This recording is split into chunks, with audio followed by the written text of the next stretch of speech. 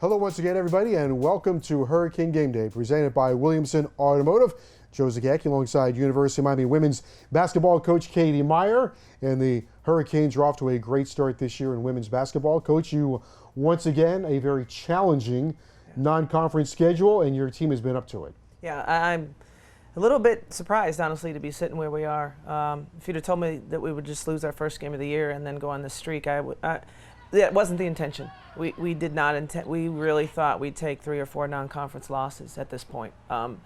You always think you're going to win, but we are trying to challenge. We terribly hard games on the road, and we really just came through and won them. So very, very happy with where we are. You know, I looked at your team, and Jessica Thomas, Motley, Kiana Hayes, they all have over 100 career games played. So they've been in your program for a long time. Nobody knows them better than you. Is that one of the reasons why you think maybe you wanted to challenge them? You knew, or you know what your team is made of. Well, you know, we're not shy about the fact that in women's basketball, if you're a top 16 seed in the postseason, you host the first 2 rounds. So we have 2 tournaments. We have the Thanksgiving tournament, we have the Holiday Classic. And I said to the seniors, I'm trying to schedule so that we have 3 tournaments, which would be the NCAA first and second round.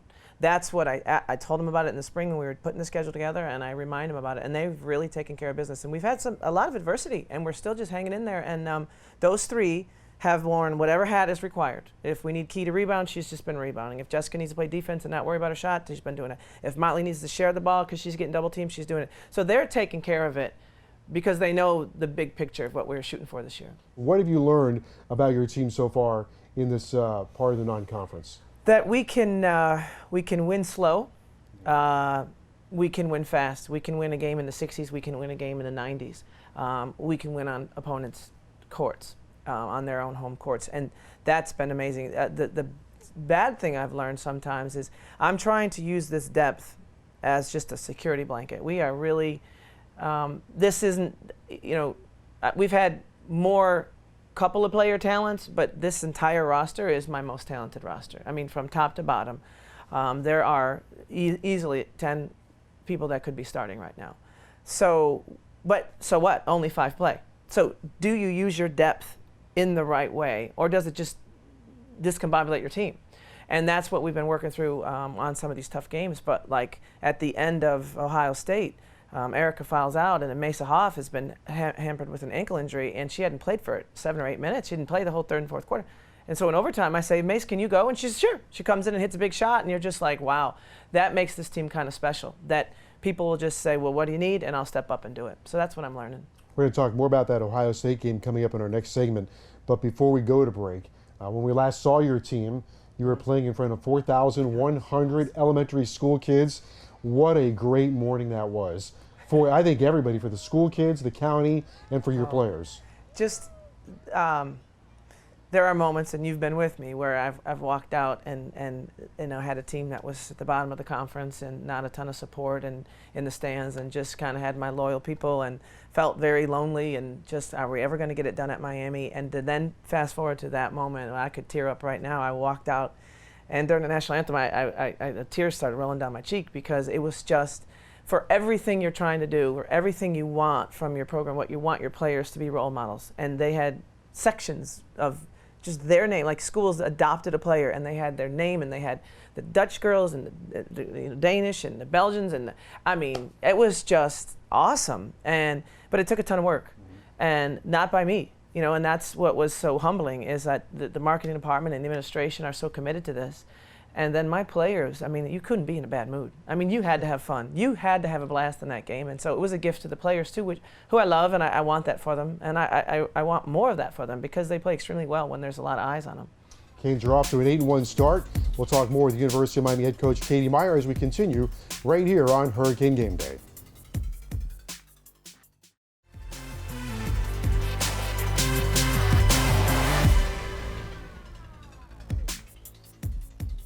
Welcome back, everyone, to Hurricane Game Day, presented by Williamson Automotive.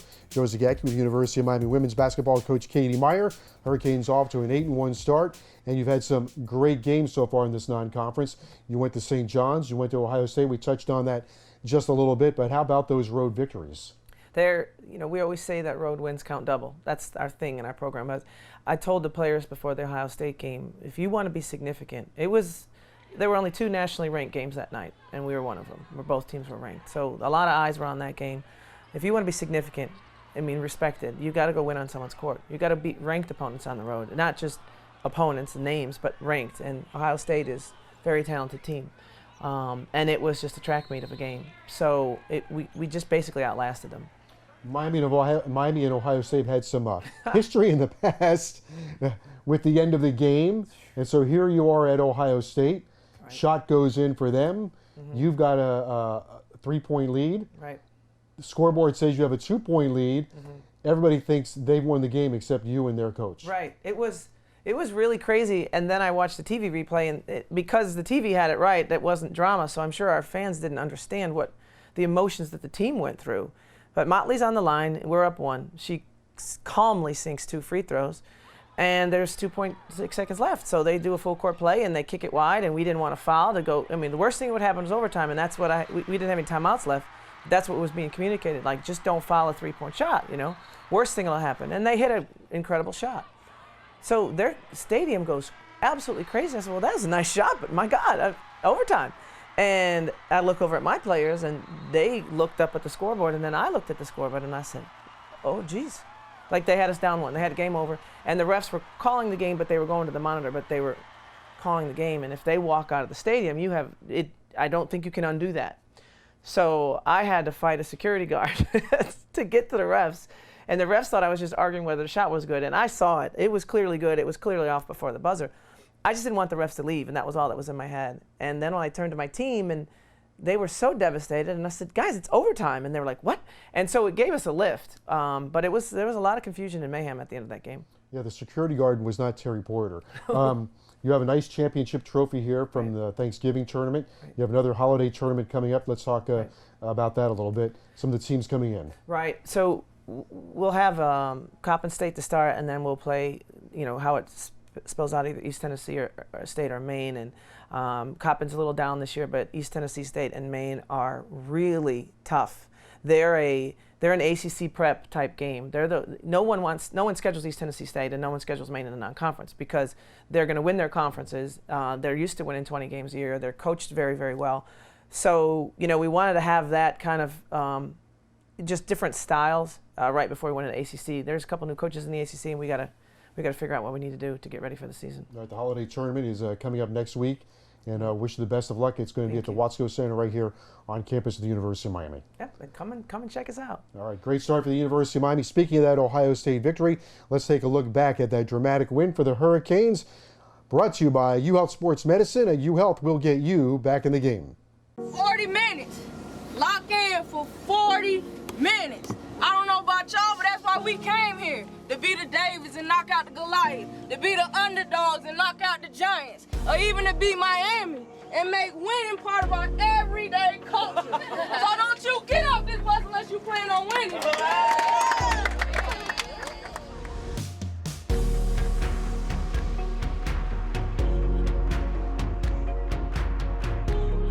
Top 25 showdowns, part of the ACC-Big Ten Challenge. We're in night number 2, coming from Columbus, Ohio. The Miami Hurricanes have only 1 loss on this young season, taking on a talented Buckeye team looking to hold serve at home.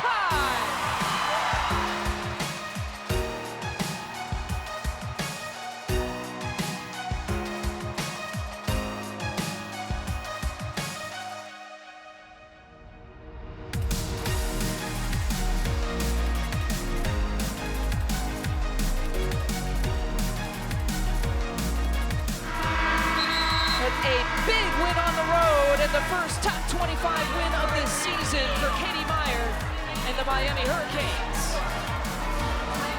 Well, terrific resilience from Miami. The underdog, but never under, baby.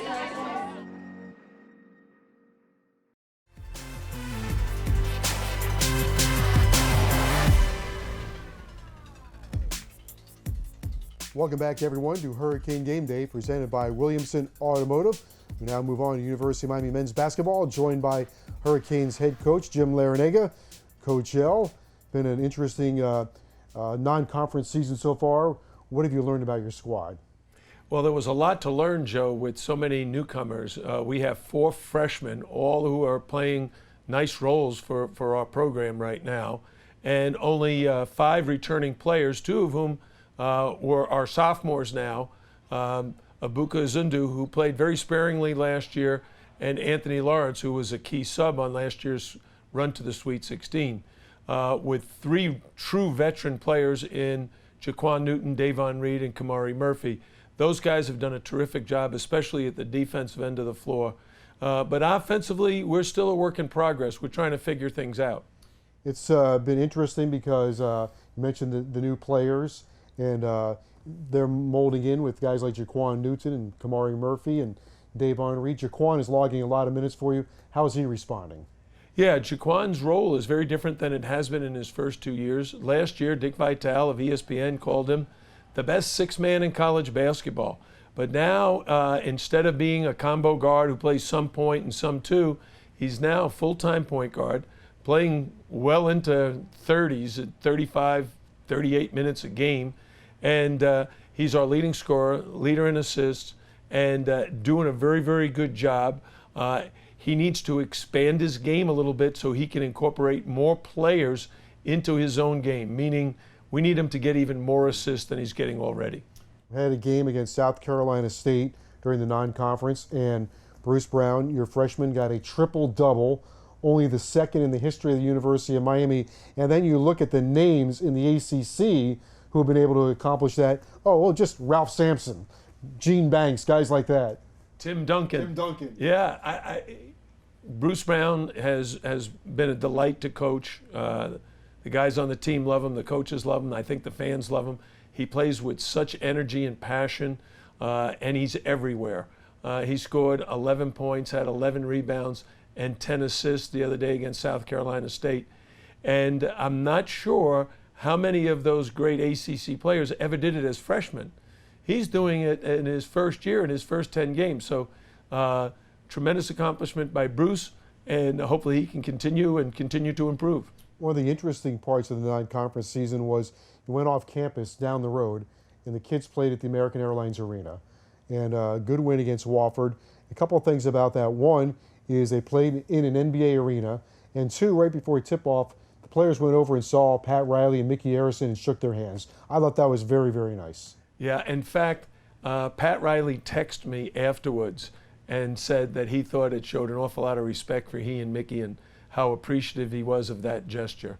But well-deserved, too. Pat Riley's a legend, an icon, not just in Miami either, but in New York he's revered, in LA. He's had a tremendous career, both as an NBA player, coach, and now executive as the president of the Miami Heat. One of the things you were able to accomplish in the non-conference was the ACC-Big Ten Challenge. You beat Rutgers, so it's another victory for you in that challenge. How important was that win? Well, I think it's very important for our league to establish how good it is outside of the conference. Right now, Joe, the league's rankings are ridiculously high. In KenPom, which are statistics that we look at very closely, we have 4 of the top 7 teams in the country: Duke, Carolina, Virginia, Louisville. And then we have another 4 teams in the top 27: Notre Dame, Miami, Florida State, and Clemson. And then right after them, Virginia Tech. So 9 of the top 30 teams in the country are from our league. So in the ACC-Big Ten Challenge, it was really important for us to prove that our league is a little bit ahead of the Big Ten this year, because we're hoping and expecting that we could have as many as 9 or 10 ACC teams in the Big Dance in March. Rutgers came in undefeated against the University of Miami, but it was a great win for the Hurricanes in the ACC-Big Ten Challenge. Let's take a look back at some of the highlights. We have faced some other high major programs now. We know what it's like, what a battle it is. The ACC-Big Ten Challenge is about our league against their league, right? We need to represent tonight. Let's be smart and do this from start to finish.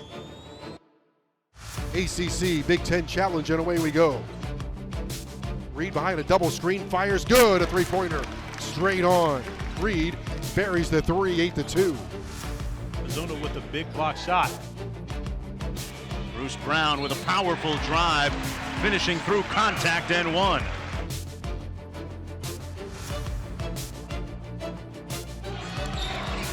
Newton with the mid-range. Oh, and slammed home by Murphy.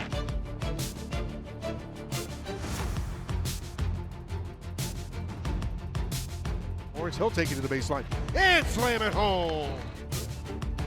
Newton took it himself and won. Jaquan with the finish. On to Ewell. Oh my, a slam dunk by DeJuan Ewell.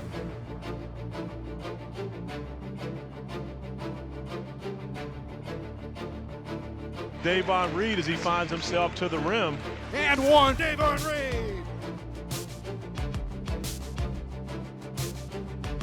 Nice dime inside by Vasiljevic to Zundu.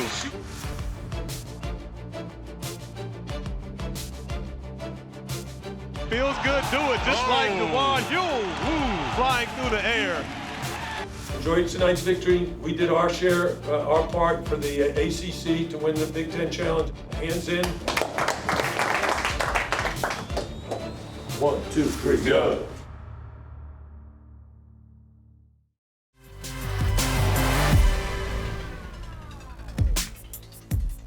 Welcome back, everyone, to Hurricane Game Day with University of Miami head coach Jim Larrañaga, brought to you in part by Williamson Automotive. Coach, conference play begins on New Year's Eve against North Carolina State. Still got a couple games to go. FAU comes rolling in here. They went up to Ohio State and won. Yeah. Florida Atlantic is being coached by Michael Curry, who played in the NBA, coached in the NBA. He's now doing a great job at Florida Atlantic. They did go to the Schottenstein Center on the campus of The Ohio State University, a team that is very, very good, Ohio State, and Florida Atlantic beat them. Yeah. FAU's got a lot of transfers. And, Joe, you might find this interesting. Frank Booker Jr., one of their outstanding guards, a great shooter. I coached his dad. He was on my first Bowling Green State University team back in 1986. He was the first player as a head coach that I had drafted. He was drafted by the New Jersey Nets. He had a coffee break with them. And then he did something that most guys don't do. He went and played professional basketball in Iceland. Oh, yeah.